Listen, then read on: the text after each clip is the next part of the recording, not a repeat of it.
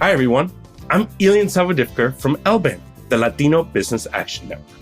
LBAN's work empowers Latino entrepreneurs to grow their business through research and education. We're launching a podcast with LWC Studios to share stories from Latino entrepreneurs who have scaled their companies beyond $1 million in revenue. But we also want to celebrate Latino entrepreneurs at all stages of growth, from those starting out to those expanding product lines and innovating in their fields. If you're among those Latino entrepreneurs, send our producer, Virginia, a detailed voice memo telling us your story. You might be featured on the show. Include your name, location, and a brief recap of your business story. Send voice memos to virginia@lwcstudios.com. We can't wait to hear from you.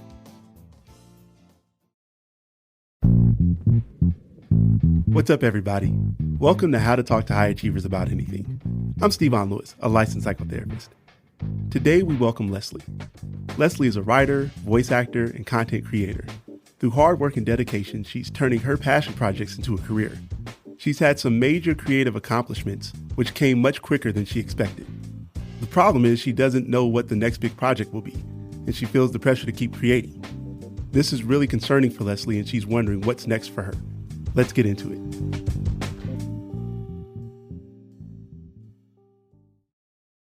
My name is Leslie Gideon. I have a pretty standard 9-to-5. I have an office job. I go in, I do work completely unrelated to podcasting, writing, voice acting, anything that I consider my passion or part of my identity. And then I come home and I do my creative work around that. That 9-to-5 affords me the freedom to pursue these creative projects without constantly having to stress about when is the next paycheck coming in. I would love to be a writer and a voice actor and a content creator full time, but that's not quite in the cards right now. So I started podcasting in 2018, first as just a voice actor, and then I realized that all of the stories that I had built up in myself over the years, I could tell through podcasting, and I could make that happen basically immediately with just enough drive and gumption. So I started podcasting, took on some roles, got a feel for the landscape, the lay of the land of audio drama podcasting, and really entrenched myself in the community. And from there, it just grew. I asked a lot of questions because there was a lot that I didn't know. And using all that information, that's when I launched my audio fiction podcast, The Path Down, which is a sci-fi slice of life audio drama. And I also had a limited run nonfiction podcast, Sideline Tackle, which is about soccer history and how it interacts with every section of history. I ended up wearing nearly every hat imaginable. I edited my own podcasts, I did the sound design, and eventually I ended up checking off all of the goals that I had for myself off my to-do list. I wanted to tell this personal story that I've been carrying for years, and I've done that. I've wanted to tell stories about this sport that I am incredibly in love with, and I've done that. And as a voice actor, which is another, passion and pursuit of mine, a lot of my big aspirations, get a lead role, work with a bunch of great people, build up a reputation as a reliable, well-known voice actor. Those are all things that I expected to have to slog for. And I did. I put in the work. I auditioned, I networked, and I checked off all those to-dos on my initial to-do list. There is that feeling of, what's next? And what am I aiming for? What are my new goals? What is the next big, overarching project that I'm passionate about, that I want to pour myself into? I've still been voice acting, so that's still growing steadily in terms of writing. I've collaborated with a bunch of great people in the podcasting space and with some people outside of it. So it's not necessarily that there's nothing going on, but there is that feeling of being that high achiever and not just being okay with just a steady progression. There is that desire to have a capital A achievement, some big overarching goal to work on. And I think that is where, for me at least, a lot of that pressure comes from of, I've done a lot of things that I'm proud of, but a lot of those things are now behind me, and it's not enough.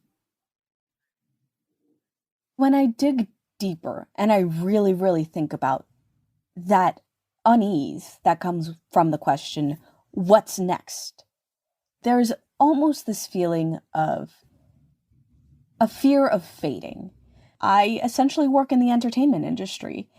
If you're not constantly producing, if you're not constantly putting out new material, new content, new product for your audience to consume, there's that fear of fading into irrelevancy, of fading into the background.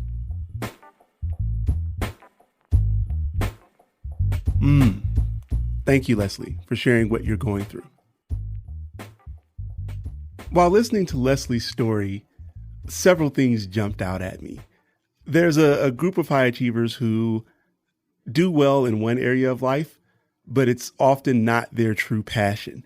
And she is at a place where she's recognized that she has this 9 to 5 that she talks about, and it pays the bills, and it sounds like she does well there. And then she has like this alter ego, other life of Leslie, the creator. And she's really good at that too. When you're really good at multiple things, it's sometimes difficult to make the jump to do one over the other. And I guess part of me is hearing this idea that you might have to let go of one of the achievements in order to kind of go achieve more in this other space. That's difficult for some high achievers to do because it's scary. They have to jump to this new space where they're still building and are still figuring some of that stuff out and what it will look like. And it might feel like, and we know that feelings aren't always facts, it might feel like you're failing, but it might just be kind of a recalibration. That's a transition period, and that isn't always easy and can be unpleasant at times. So for someone like Leslie, who's at a crossroads, I'd say, or ask the question really, at what point then would it be the right time for you to let go of one and jump both feet into the other? And the reason I ask it that way is because she mentioned that she's gotten some good traction and that she's not there yet. She's suggesting that she's not at a place where she can let go of the 9 to 5 and she can do the creative side full time. I'm unclear about when that time would be. How will we know? How will we know when we are there, when we've arrived at that point? And it might be one of those things that she has to make happen as opposed to wait for it to happen. Part of my concern about her waiting for this perfect moment to know when to jump is that it can hold her back from getting the very thing she wants, that capital A achievement. She labeled it as the really big achievement that she's looking for to provide some validity that this is the decision she needs to make, that now is the time to go all in. And I guess I'm saying that maybe you got to go all in to get the really, really big achievement. The items she had on her checklist of what she wanted to accomplish creatively, she kind of blew those out of the water. She did that really quickly. And I think what happened there is that because that success came kind of quickly and easily, she's not adopted it to be valid. That was too easy. That can't be right. Why couldn't that be right? So there's still some hesitancy, I guess, or reticence on her end to really suggest or believe that she has all that it takes. There's this, I need to have my accomplishments in this space be at a certain place for it to count. And so that, I think, makes her a little bit more cautious, because what if I don't have it? What if I wasn't ready yet, or as ready as I thought I was? And I think when you couple it with the idea that her success came easily and quickly, which she didn't expect, it rocked her kind of confidence in herself. It made her question whether or not she really did know what she was doing because it didn't transpire in the way that she envisioned it. And like listening to her, it's this thing of where, why would the outcome or your response to doing something well and doing something fast be to say, well, I must have not done it right? Like all the signs suggest that you did it the way it was supposed to be done. Maybe you should do more of it now. And it also, I think another interesting thing that kind of came up for me was this idea of where she talked about she's done all that stuff, like all the stuff she's accomplished is now somehow in the past. It's not really part of her anymore. It's, I guess attached to an old version of who she was. It would be like, being in sports, getting a record and that record's still standing, but you're like, well, I'm retired now, so it doesn't matter. You did that. It still matters, but she's operating as though it doesn't. And so she's on this kind of cycle of what I call chasing success, right? Like I gotta be in the hunt for the next big thing. And I guess I'm saying, well, then what about all the other stuff? Because once you get that, you'll quickly dismiss it and be on to the next one, which doesn't allow you to really stay in a place of where you feel good about anything you've done or are doing in that moment. Part of the concern Leslie has in high achievers like Leslie is that they're only as good as their last accomplishment. I kind of have the question, or want them to kind of answer the question of, well, when is anything you do going to be good enough?